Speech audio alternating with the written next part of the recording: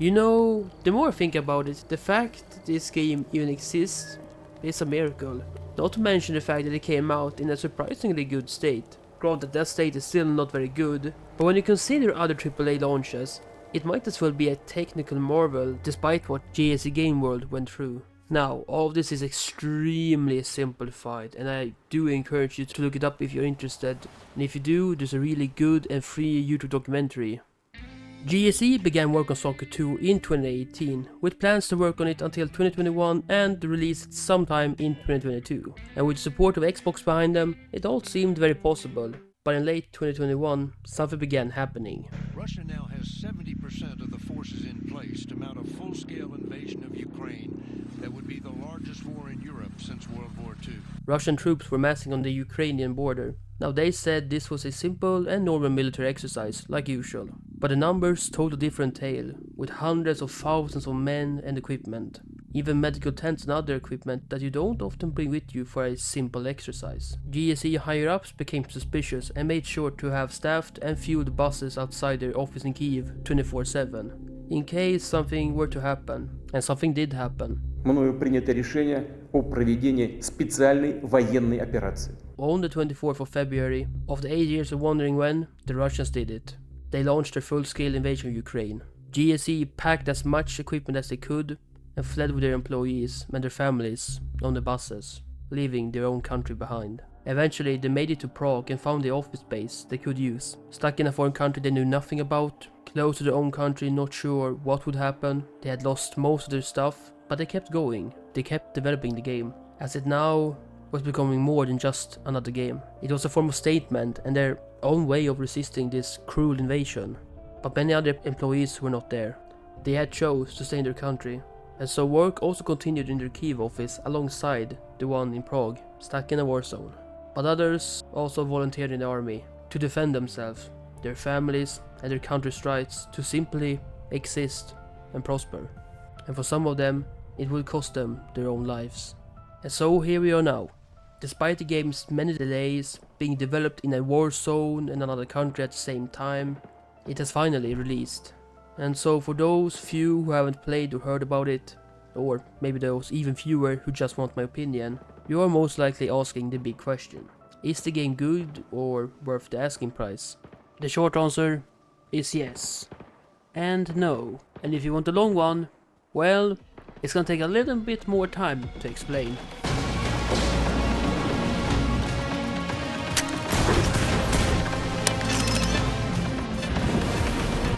You stood by his side, carrying out his will, and now you've come for me. I have angered him. And that is why you are here. Seeking revenge and a reward.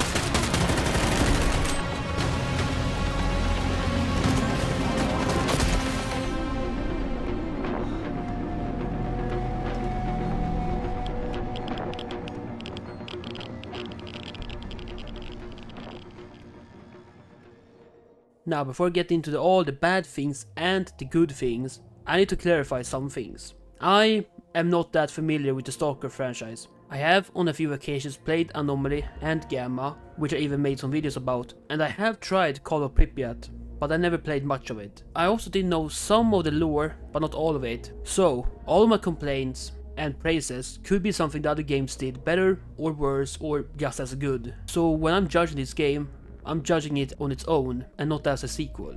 That's why, for example, I won't be talking much about the A-Life system, which I have seen a lot of complaints about. But I can say that enemies will often just randomly spawn, and not just one or two, but like at times like dozens of them.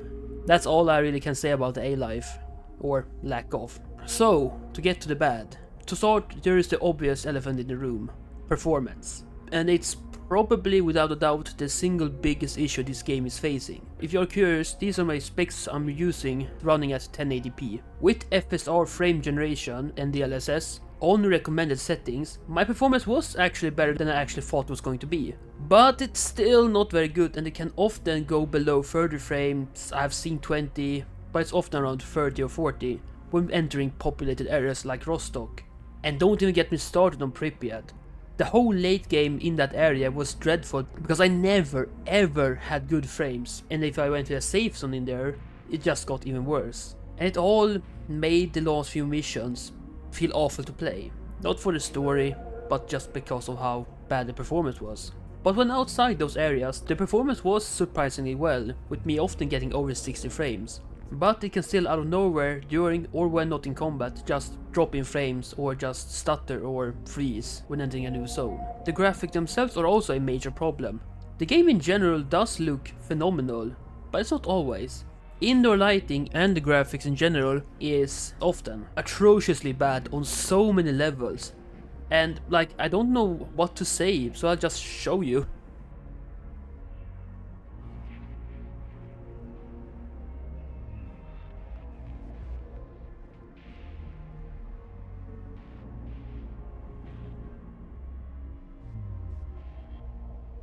I also experienced something weird. I'm not sure if it's screen tearing or not, but like there's like a sort of rectangle that just pops in front of me at times when I'm indoors. And I've tried using VSync off and on and it doesn't really fix it. FSR is a must use if you don't want to play a power presentation, but when I turn it on, the holographic sides just doesn't work. It's hard to explain the effect, but like you can see how it's not really usable, or at least doesn't feel nice. So I had to choose a power presentation or no holographic sides. There are also a few bugs, and some of them are just some visual bugs, but also some are game breaking, like doors not opening for me to complete missions, or just me not being able to talk to an NPC to continue a main mission. Fighting mutants is also problematic. They are just way too bullet spongy, especially chimeras and pseudo-giants. They can take hundreds and hundreds of bullets, and at some point fighting them just stops feeling tense or scary and just annoying and tedious. Bloodsuckers is a good example, because they are so much overused and they should not have had them in like the first 10 minutes. Halfway through the game they stop being scary or tense and just become annoying with their invisibility and slow-mo effect. Fighting regular enemies is also far from perfect. To start is just how dark it often is, with the gun's muzzle flash not producing light and your character only seeing like 5 meters in front, but they can see you for like 50 meters away. So often you're taking damage from seemingly nowhere, and they do a lot of damage, despite their stupidity in tactics at times.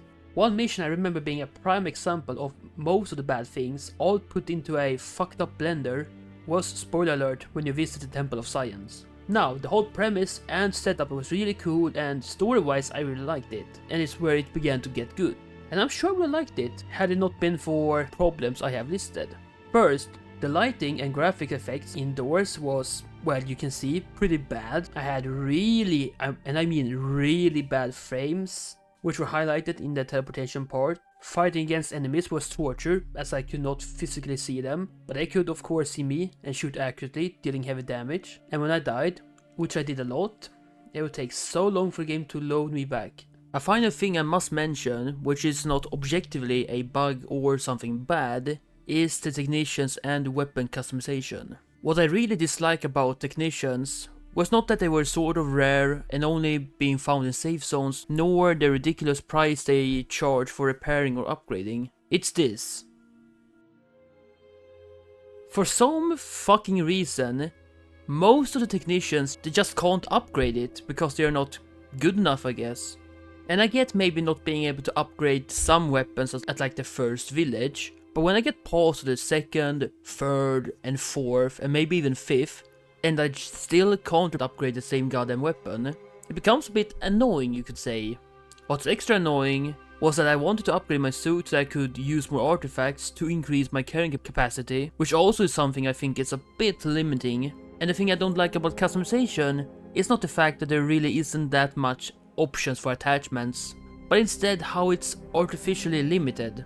For example, in a side mission you can get this cool silenced and scoped AR as a reward, but the gun can only fire in semi-automatic. So say you would like to take the attachment and put them on the exact same weapon, but just one that fires automatically, you can't, because the attachments are for some reason glued onto the gun forever. The game doing this takes the already limited number of options for modding and just limits it more. And this also applies to all unique guns you can find, like this AK with the scope. You just can't take it off, because reasons. So that's most of the big bad parts. And I have to mention that whilst making this video and playing the game, they have fixed lots of bugs and other issues, and my performance did get a little bit better.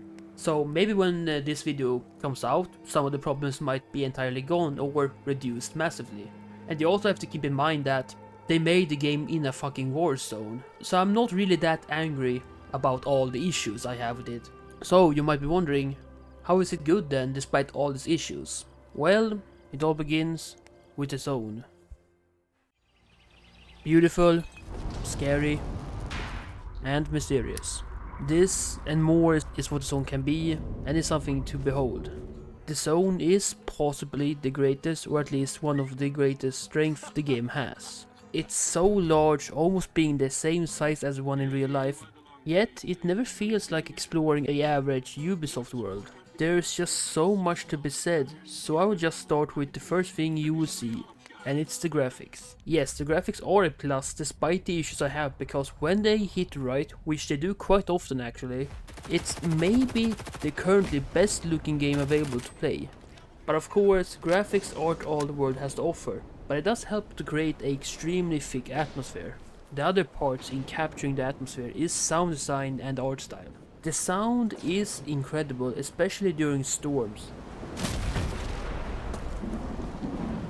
It really makes the game feel as real as it possibly could. But apart from the environment itself sounding good, music is also a key part in creating the atmosphere and mood.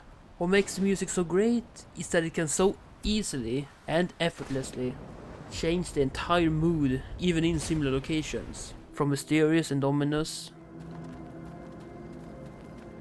to a more exploration feeling, to desolate and isolated feeling.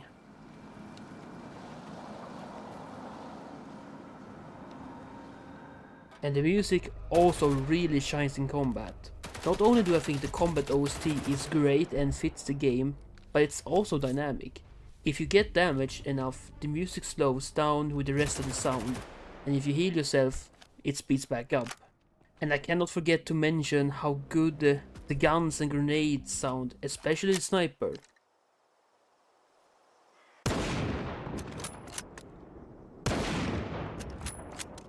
And it all combines to make every gunfight, even smaller ones, feel awesome.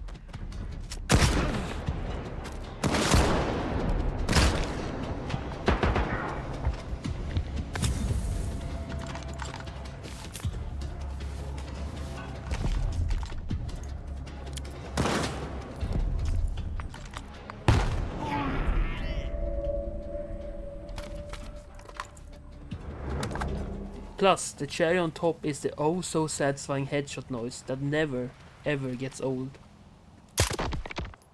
When I say I love the art style, it's more that I just really dig Soviet aesthetics. There's just something about seeing 80s Soviet Union just frozen in time that really intrigues me, just like the real life zone does, and did to the developers. Now, I can of course not say whether they accurately made the zone in the game, because, you know, I haven't been there, but to me, it felt like it was. And it certainly helps in making the zone have a unique and great atmosphere built on history.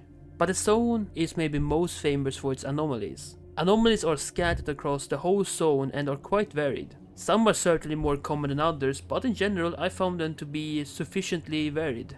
Sound and visual wise, they are all a treat to behold and serve to at times be an obstacle or just a way for the game to occasionally remind you to be aware of your surroundings. Although you can argue that they are not varied in solution, as most of them is just throwing bolts and nothing more, but I don't really mind it. One that really sticks out is the poppy field, which is probably my favorite anomaly in the game. First of all, it's visually gorgeous, but most importantly to me, doesn't involve just throwing shit. Instead, it's sleep-inducing, which will eventually cause you to fall asleep forever. If you don't want to, you must from time to time use energy drinks. It is both cool and sad how there only exists one poppy field in the game. It's sad because it's my favorite anomaly and really cool, but also cool as you are never really forced to go there. It's just there for you to explore if you choose to do so, and there are more examples like the giant tornado that's entirely up to you to explore, and only if you really want to. This also leads me to exploration. I think open world games like Ubisoft forgets how to encourage you to actually want to explore them, and I love that Stalker 2 does not forget. The first major thing it does is to almost remove fast traveling. It still exists in the form of guides that can take you to some of the key points across the map, but they also cost you money. This forces you to actually explore the world, but still making sure that if you just need to get to place A and B and have already explored the areas between, there's a good chance you can just skip the walking. The second and absolutely most important thing it does is to actually reward you. Not rewarding you with just more resources or XP, but real rewards that can maybe change how you play the game. You can for example be rewarded with unique silence and scoped rifles like the AR I talked about, or this Winter's rifle that is wholly unique. You may also find unique attachments that cannot be bought. Armor is also something you can find. And then there's of course the artifacts. Amongst all the anomalies, you may at times discover these artifacts that can do all from reducing the chance of bleeding, increasing stamina and carry capacity, and so much more. The one and only thing I dislike about them is that they all emit radiation non-stop, so if you don't want to be a crippling alcoholic, you cannot use them unless you find a specific artifact protecting you from the other artifacts' radiation. Exploring does also reward you with food, ammo and other necessary things that are not one-of-a-kind unique rewards. One last thing adding on to all of it is a constant tension, because at any time, at any moment, wherever you are, suddenly this can happen. And a mission. Missions are, like I said, random and can happen to you wherever you are. So there's always this constant tension and fear of being left out in the middle of nowhere with no cover. And when it does, it's terrifying. Running for your life to the nearest cover as the whole world turns red and you just make it in time. Missions are visually and sound-wise extremely impressive, and like I said, they provide a constant slight fear and tension during the whole exploration and just gameplay in general. And I think my only complaint would be that they last a bit too long. But the thing is, whilst exploring the world is fun and rewarding visually and gameplay wise, it's optional and really feels like it is. The game doesn't punish you that much if you don't explore, so if you are in it for just the story, you aren't really being handicapped that much by the game. That assault rifle I have talked way too much about, I entirely missed during my first playthrough and only noticed when seeing the gun in one of the trailers and after being on the lookout for a mission I missed. But I think maybe the best thing about exploration is just not how good it is, but how in spite of its greatness, there's something I like even more about the game. And that's the gunplay and combat. If you were to ask me before I played Stalker 2 which game had the best gunplay, I would probably said one of the modern CODs or most likely Tarkov. But now I would say Stalker 2. I have played Modern Warfare 1, 2, Modern Warfare 2, 2022, Battlefield 1, 5 and 4, Escape from Tarkov, Ready or Not and countless more first-person shooters. And this game not only has my favorite gunplay, but it's also not even close. Okay, Tarkov is pretty close to it, but no other game is anywhere near it. I think the gunplay is the perfect blend between hardcore shooters like Ready or Not, Tarkov and Squad, and arcade shooters like COD and Battlefield. All the guns feel heavy, powerful and sort of realistic, whilst not leaning too far from the arcadiness of COD. It also probably helps just how good the animations and sound is for all the guns and just stuff in general. Like, they did not have to go this hard on making animations for just eating canned food. What makes the gunplay even better is the combat. Whilst I have complaints with it like visibility and some of the mutants' health, it's overall really good. All enemies do a lot of damage and also take a lot of damage, so even the smallest of fights can and often are engaging and somewhat tricky. Something I particularly like about it is its progression. The game does seamlessly go from you struggling against some few bandits and throughout the game slowly escalating the scale of the fights. You progress to fighting more and more people who themselves become better equipped, until you finally reach the heart of Chernobyl. And this is something I never really realized until I began looking at my own footage for this video, because it just feels so natural. And now for the last part, the story. And it's alright. With how big the game, its world, the lore from this and the other games, plus my lack of experience with the whole franchise, I'm not sure how much I can say. The story did start on a sort of boring note until the Circa mission. Before that, I actually forgot much of the story as I became lost in the zone. I think the biggest positive factor, for my opinion, is my unfamiliarity with the source material.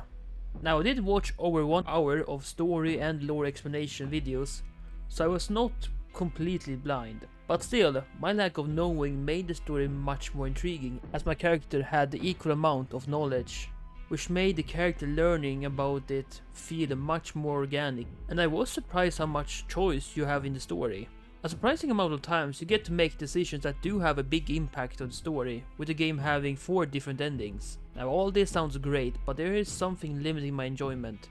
Whilst the lore is cool and there are decisions to be made, I did not feel much emotionally. There were some good emotional scenes like your conversation with Strider, but just scenes and moments. I think much of it stems from how relatively little each character is on your screen. A great example is Strelok. He's by far the most famous character from Stalker, being the main guy from the first and I believe a side character in the third. But I never really felt anything from him. Sure, he had a great and cool entrance,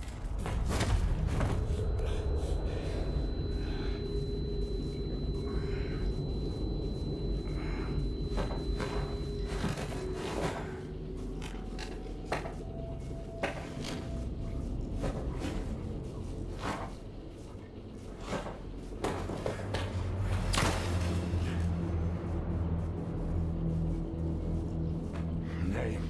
I'm not looking to make friends. Skiff. but I was so late in the game and I never really got to have a connection or really learn anything about him as a person. So to me, he was just some guy and not the Strelok from the trilogy, like he probably was to the OGs. And this also applies to characters like Scar and Strider. The last sort of negative factor is the main character Skiff. He's just nothing. Not bad, but also not good. Like his only motivation is that he is sad that his house got burnt down by artifacts from the zone. There really isn't much more compelling him as a character to do all the things you do in the story, regardless of which ending you get and decision you make. I think the reason for him to not being a strong character is to make the players feel like they are the ones in the zone making the choices, instead of making the choices for him. And to that extent, it sort of works. And for these reasons, I think the story is, whilst not bad, it's also just not that great. Just a pretty solid story. And so here you have it, my long answer for my opinion on Stalker 2. It does have many flaws and it's not a 10 out of 10. But it is still my personal game of the year, as its great strengths are undeniable and really outshine all the negatives or anomalies, you could say. And it is, like I said in the beginning, a miracle that this game, regarding how its development went, even exists at all. You could even say the game's existence might be the greatest anomaly.